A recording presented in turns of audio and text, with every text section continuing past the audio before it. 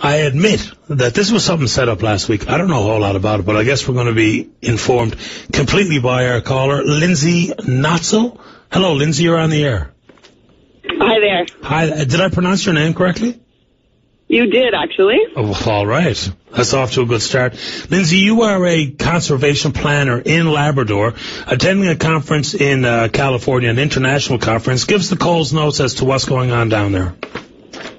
Well, I actually attended two conferences. So last week I was in Monterey, California, and I was attending the Society for Conservation Geographic Information Systems, or GIS, conference. Mm-hmm. And then following that, I was at the Esri International Users Conference in San Diego.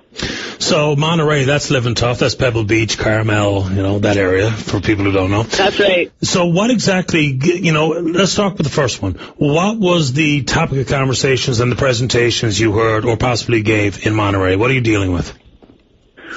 So basically what this one was this was all conservation practitioners from around the world that were talking about their applications of GIS and how they're using that technology to do all kinds of different planning projects, from, supporting the reintroduction of jaguars in Argentina, and I gave a presentation on the Labrador Conservation Blueprint, so the planning project that I'm leading in Labrador. Okay, so the GIS, the Geographic Information Systems, right? Yes. That's what GIS stands for, because we also know it's the income supplement. So when it comes to that, and with the immense forest in Labrador, how do we stand? What kind of job are we doing, and what kind of hurdles do you face with the government when trying to do it to what your opinion would be the best of your ability? Well, Labrador is actually a globally unique concept, or context, because we do have such intact forests. So a lot of the sort of planning methods that have been developed, or frameworks, and the different types of tools that we use have been developed in a much more southern context, where landscapes are already highly fragmented, already really affected by human development. Species are already in severe decline, whereas that's not the case in Labrador. So in many ways, we've had to rethink our existing frameworks for planning and come up with new tools and new applications in order to deal with the unique, I would say, challenges for planning. But really, Labrador is in a very globally unique position, and a lot of other jurisdictions are really looking at Labrador with envy.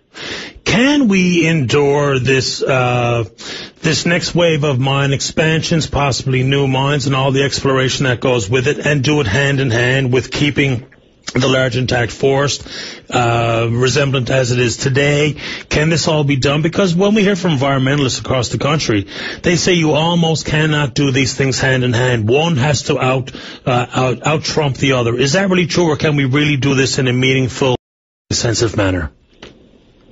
Well, this is part of the goal of the project, is really to look at what are our options in terms of, balancing the needs of economic development in Labrador and conserving, the things that make Labrador unique and special in terms of the intact forest, in terms of a lot of the recreational activities and life-sustaining activities that people still do, hunting, fishing, and keep the way of life of Labradorians intact while still balancing the need for economic development. So that's really what the goal of this project is. And we're really looking at running a variety of different scenarios, but in the end it'll come down to what the vision that stakeholders have for Labrador and what trade-offs are, you're willing to accept. Does this also include the wildlife? And of course, many people immediately think about the caribou herd and their population. Does that include those herds when we talk about your approach?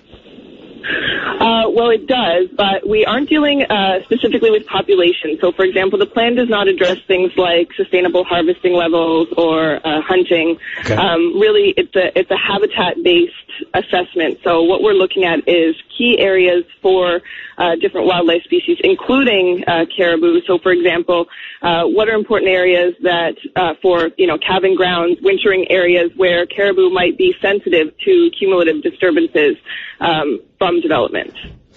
And in those cases, we might want to set some of those areas aside or look at what are the possible mitigations in those areas where they're extremely sensitive. Here's a question, and it speaks to something I brought up at the top of the program. The RCMP has just recently come out with more documentation and things about some of the more notorious environmental protection groups and some of the criminal activities or, I guess, laws that they have broke while they try to further their cause. Do you think that some of those groups are their own worst enemy in some respects these days, Lindsay, knowing that it's become very radical and the level of protest and the nature of protest in and of itself has become very radical in the last number of years?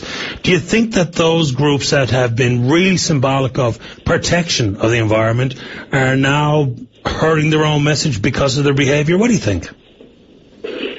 Well, I can't really comment on that specifically, but what I can tell you is that the Nature Conservancy of Canada it's a non-advocacy based organization, so we do not do any lobbying or, the traditional sort of protesting that you would think of from an environmental organization. And our goal is really to be as collaborative as possible and as inclusive of the many different interests that are, of course, operating on the Labrador landscape as possible. So that's the approach that we're taking to our... When I hear you speak, it comes across one way. When I hear some of the activists speak, it certainly has a very different tone. Is it unfair, and can you not speak to whether or not it hurts you in your approach, though, when you don't get as much press as we'll say? If Greenpeace had to do something today at an offshore platform, that would be headline news on the front page of all the papers, as opposed to the work that you're doing. Does one detract from the other?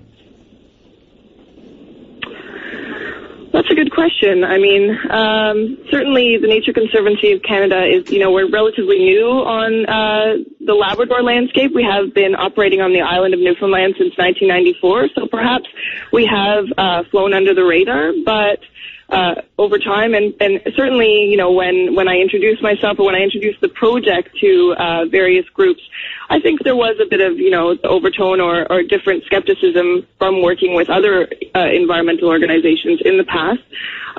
But, they quickly realized that this is a different approach and, that we're here to help as much as possible. And really what our organization is, the role that our organization is trying to play is as a convener, so bringing people together that maybe traditionally wouldn't have spoken as much and really trying to come to collaborative solutions as a group as much as possible. Lindsay, I appreciate your forthright answer on that one, because that is a tough question. I'm just always really curious when there's voices that are seemingly coming from the same root or the same basis, and they come out very different in theme and tone at the end. I'm just wondering your perspective, and I'm glad that you joined us on the show today. Are you on your way home from California soon? Are you almost done? I'm actually taking some vacation now, so I'm going to be heading up to Yosemite National Park. I'm very excited about that. It's beautiful. I've had the fortune of seeing that side of the world. Lindsay Notzl, safe travels. Thank you very much for calling this afternoon. Thank you so much for having me. All the best. Bye-bye. Bye-bye. Lindsay Notzl, she's a Labrador conservation planner working with the Nature Conservancy of Canada, a new group. Now, some of those questions, some may think that they're patently unfair.